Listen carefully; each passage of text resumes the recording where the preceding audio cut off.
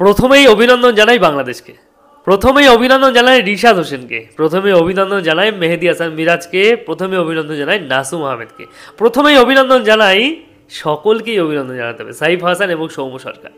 সাইফ হাসান এবং সৌম্য সরকার যে মিরপুরের পিচে এই কয়েকদিন মানে প্রথম দুটি ম্যাচে যারা ব্যাটে সেভাবে কিছু করতে পারলো না, মানে সৌম্য সরকার একটা ম্যাচে করেছিল, কিন্তু আজকে তারা কি দুর্দান্ত ইনিংস খেললো। শুধু অল্প কিছু রানের জন্য তারা আজকে সেঞ্চুরিটাকে মিস করে ফেললো, এবং সেই সেঞ্চুরি মিসের ফলে কি হলো বুঝতে পারছেন?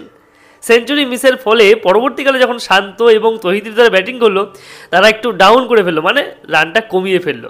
না হলে এই রানের সংখ্যাটা প্রায় 350 পার হতো। যেভাবে খেলা শুরু হয়েছিল, যেভাবে সাইফ হাসান ব্যাটিং করেছিল, রিভার্স সুইপ মানে অফের মানে কি বলবো, কভারের উপর দিয়ে ছক্কা মারছে, লংয়ে ছক্কা মারছে, রিভার্স সুইপ করে সৌম্য সরকার পর্যন্ত ছক্কা মারার কাছাকাছি মেরে দিচ্ছে আর কি, ছক্কা হয়তো মেরে দিচ্ছে।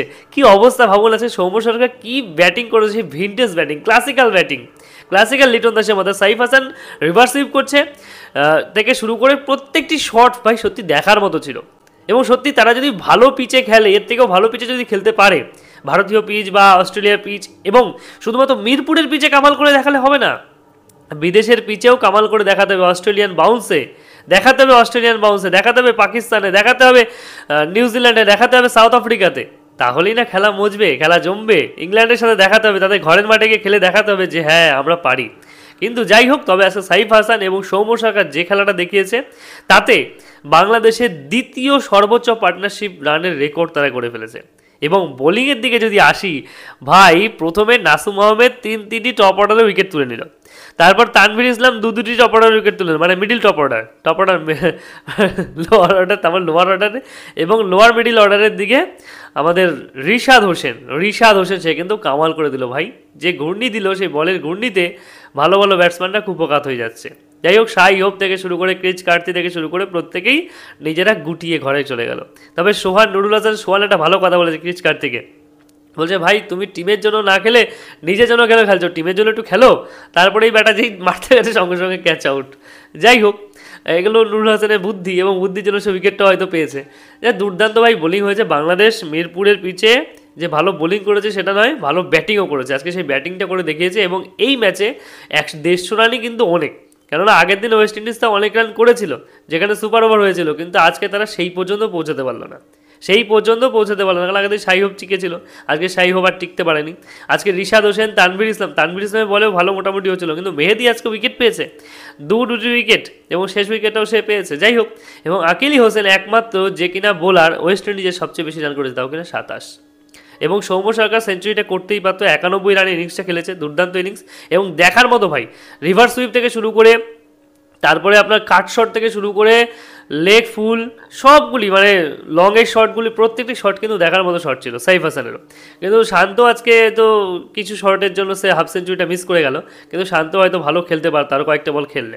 যাই হোক, তহিদ দিদা ভালো না খেলতে বলো, বা রিশাদ হোসেনের ব্যাটে ছক্কা চার মারেনি হয়তো, তাহলে হয়তো 300 পার হয়ে যেত। রিশাদ যদি আর 10টা বল 15টা বল টিকতো, তাহলে হয়তো অনেক রান হয়ে যেত, কিন্তু সেটা হয়নি। যাই হোক, তবুও কিন্তু বাংলাদেশ জিতেছে, এবং বাংলাদেশের জন্য শুভকামনা। কিন্তু বাংলাদেশের দ্বিপাক্ষিক সিরিজ জিতে কত আর কী করবে, বারবারে দ্বিপাক্ষিক সিরিজ জিতে কোনো কাজ হবে না। জিততে হবে এশিয়া কাপ, জিততে হবে ওয়ার্ল্ড কাপ, এবং সেখানে ভালো পারফরমেন্স করতে হবে। যাই হোক, বাংলাদেশের বোলিং কন্ডিশন যথেষ্ট ভালো, যারা ফাস্ট বোলার আছে তাসকিন থেকে শুরু করে মুস্তাফিজ প্রত্যেকেই ভালো বোলার, এবং তারা ভালো কিছু করতে পারে। তবে রিশাদকে নিয়ে আজকে দুটো কথা বলবো। রিশাদ হোসেন কিন্তু চাইলেই এরপরে কিন্তু আইপিএলও সুযোগ পেতে পারে। যাই হোক, আইপিএল টিম ম্যানেজমেন্ট হয়তো এরপরে রিশাদ হোসেনের সাথে যোগাযোগ অবশ্যই করবে, কেননা রিশাদ কিন্তু ভালোই রিস্ট স্পিন করছে এবং ভালো বোলিং করছে ছেলেটি, সত্যি দেখার মতো বোলিং করছে। বলের ঘুরছে কি, মানে শুধু মিরপুরে পিছে ঘুরবে এমনটা না, ইন্ডিয়ান পিছে কিন্তু ভালো বোলিং স্পিন হয়।